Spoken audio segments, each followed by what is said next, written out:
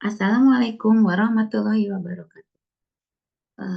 Nama saya Rita Skarmarita dari TK Amalia, Kecamatan Margasi. Tugas tantangan literasi numerasi bulan Juni ini, di antaranya itu menyampaikan atau mengerjakan karya tulis esai, membaca buku juga,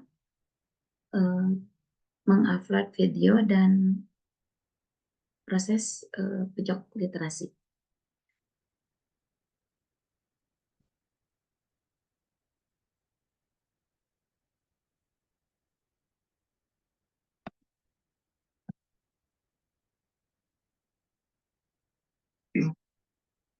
Rangkuman atau esai yang telah saya buat, di antaranya sesuai judul novel yang telah saya baca. Sebelumnya itu berjudul Ayah, hasil karya dari Andrea Hirata, dalam bentuk novel fiksi dari wilayah Kepulauan Sumatera, tepatnya di Desa Belitung. Yang mana sebelumnya penulis juga sudah pernah membuat banyak karya tulisnya, di antaranya itu berjudul Laskar Pelangi dan Menggapai Mimpi, bahkan telah diangkat menjadi sebuah film layar lebar dan sangat terkenal di waktu itu. Baiklah, saya akan uraikan karya tulis esai yang saya akan buat sebagai tugas tantangan ditung di bulan Juni 2024. Di suatu desa terpencil yang terletak di Pulau Sumatera, di sana ada sebuah desa bernama Belanti yang letaknya di ujung timur Belitung, Kota Belitung. Kisah ini bermula dari seorang remaja bernama Sabari yang jatuh cinta pada seorang gadis desa yang cantik bernama Marlena. Sabari terpan hatinya dan tulus pada Marlena sejak pertama kali berjumpa di saat Sabari selesai tes ujian SMA-nya. Sabari benar-benar bucin oleh Marlena sampai-sampai segala cara dilakukannya hanya demi kata cinta. Sudah berbagai cara Sabari lakukan untuk menarik hati Marlena. Sayang sekali, apapun yang telah dilakukan oleh Sabari dengan sabar dan tulus hati, cintanya bertepuk sebelah tangan. Berjalan sudah 12 tahun, di hati Sabari tetap hanya ada satu nama, Marlena. Sabari seorang remaja yang rajin menulis puisi-puisi, bahkan banyak puisi yang sangat terkenal dan dikenal oleh beberapa mancanegara juga. Itu adalah hasil karya dari anak bangsa. Satu waktu Sabari mengetahuinya kalau Marlena gadis impian itu adalah seorang wanita jalang yang selalu gonta-ganti pasangan. Tetapi Sabari tidak termasuk pilihannya dalam hati Marlena. Tetapi kuasa Allah lebih hebat, lebih dahsyat. Suatu hari pucuk cinta ulang pun tiba. Kuasa sang ilahi Rabbi mereka dipertemukan dan akhirnya menikah, walaupun pernikahan di antara Sabari dan Marlena itu dilatar belakangi hanya untuk menutup aib keluarga Marlena yang terjerumus pergaulan bebas.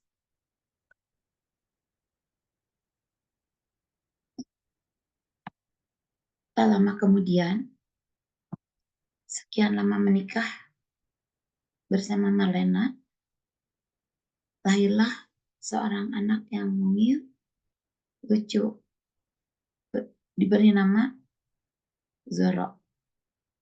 Dengan tulusnya Sabari menerima dan mengasuh dengan penuh cinta, walau itu bukan hasil buah cinta asli dari Marlena. Dengan Marlena.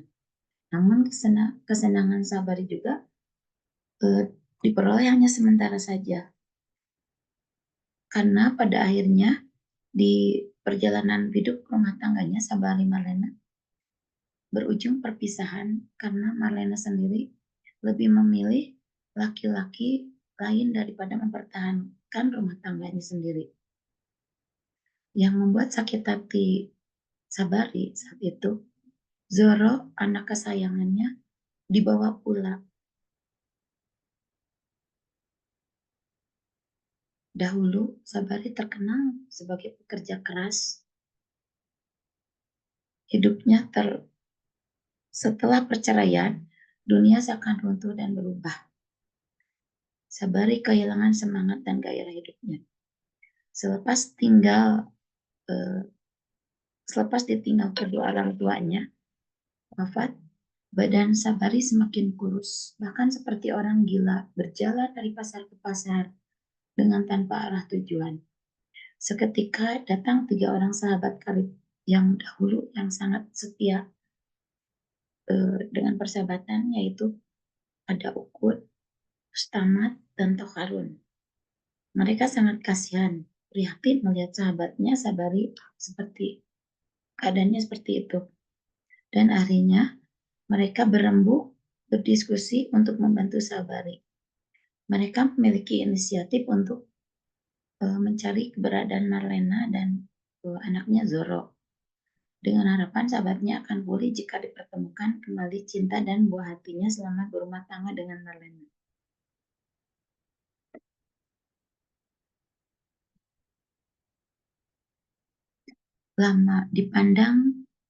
Lama dipandangi lalang yang meliuk-liuk di tiup angin selatan. Berpuluh tahun masih terkenang di hati Sabari dan sejenak kerinduan pun muncul kembali ketika masih bersama Marlena. Setiap sore, Amiru Zoro selalu setia menemani ayahnya berjalan-jalan. Sampai satu ketika, Amiru bertanya kepada ayahnya dengan manja, "Ayah, masihkah ayah mencintai ibuku?"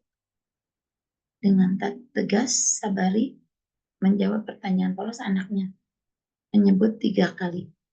Pertama, mencintai ibumu. Kedua, mencintai ibumu. Ketiga, mencintai ibumu. Demikian jawaban dari seorang ayah pada anak terkasih sehingga anaknya merasa yakin kalau cinta ayahnya adalah cinta sejati. Sambil duduk termenung dalam lamunan paling dalam, Sabari menatap telapak tangan sembari berbisik dalam hati. Dia lalu menyebut bulan purnama 12. Lanjut berbicara pada dirinya sendiri, hanya Lena yang ada di hati sampai maut menjemputku. Inikah cinta sejati ya Rob? Beliau bicara dengan dirinya sendiri sambil menatap ke heningan malam. Sebutan bulan purnama 12 adalah untuk yang terkasih, yaitu Marlena. Walau pada kenyataan Sabari menikah hanya 1 kali seumur hidupnya dengan terkasihnya Marlena, akan tetapi dalam pernikahan itu pula Sabari berjumpa dengan Lena hanya 4 kali. Dan pada pertengahan 2013 Sabari meninggal dunia. Sepeninggalannya Sabari, banyak sekali orang yang datang menjenguk atau berkunjung ke kuburan Sabari karena mereka sangat terkenal dengan puisi-puisinya. Di atas pusara dan di seluruh lingkungan seputaran pusara itu banyak sekali puisi-puisi yang Sabari tulis, dan itu adalah inisiatif dari anaknya Zoro untuk menyimpan keciriasan kuburan ayahnya. Adapun salah satu puisi yang terkenal dari Sabari yaitu "Biarkan aku mati dalam keharuman cintamu."